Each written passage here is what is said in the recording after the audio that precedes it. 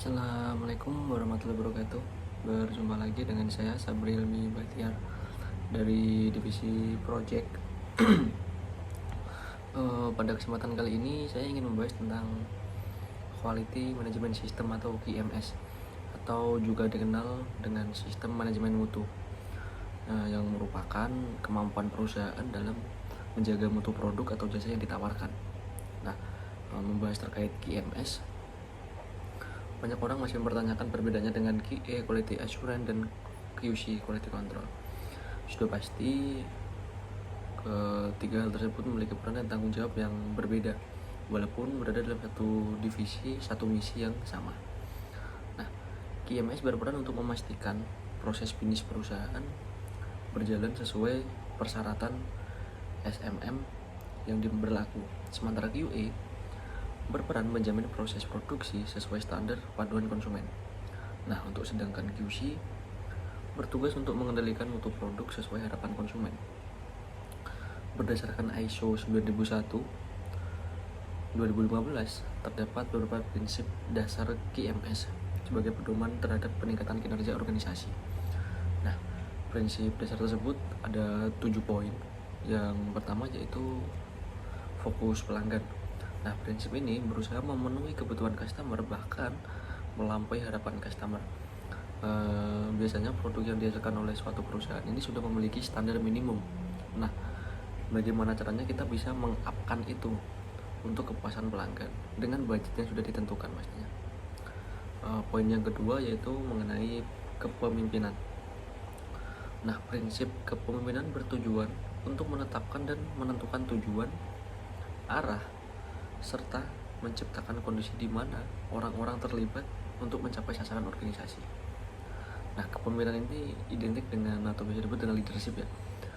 Jika sebuah user atau atasan punya leadership yang bagus, pasti turunan ke bawahnya sampai produk yang dihasilkan akan mengikutinya. Jika leadershipnya bagus, maka produk atau output yang diberikan pasti bagus juga, berbanding sebaliknya. Nah, poin yang ketiga yaitu tentang keterlibatan orang. Keterlibatan orang dari semua tingkatan merupakan hal yang terpenting untuk meningkatkan kemampuan organisasi dalam menciptakan dan memberikan nilai.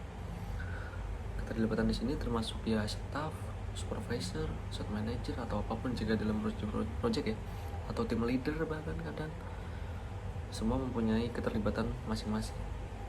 Yang keempat, pendekatan proses.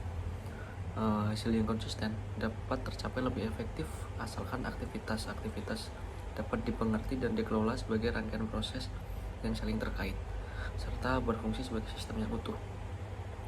Nah, poin yang kelima yaitu peningkatan. Setiap organisasi harus berfokus pada upaya perbaikan atau upaya peningkatan untuk mencapai sebuah kesuksesan yang ingin dicapai. Nah, yang keenam yaitu poin pengambilan keputusan berbasis bukti. Nah, setiap pengambilan keputusan harus berdasarkan analisis dan evaluasi data untuk mencapai hasil yang bagus. Semisal dalam kasus yang saya alami, mungkin contohnya seperti ini.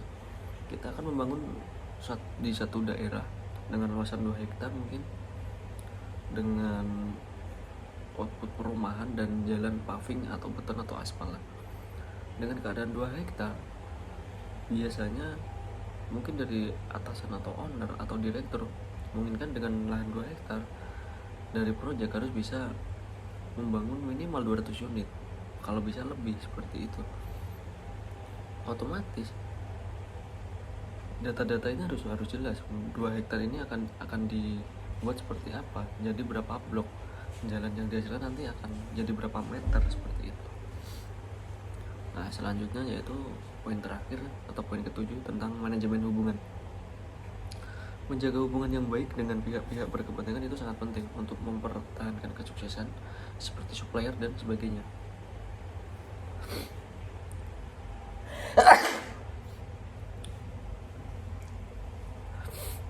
Nah, poin ini mungkin lebih ke karena kita produksinya kayak kita harus kerjasama dengan toko material seperti itu, maka kita harus juga menjalin hubungan yang baik dengan toko material agar mereka dapat memberikan supply ke proyek kita dengan cepat dan tepat.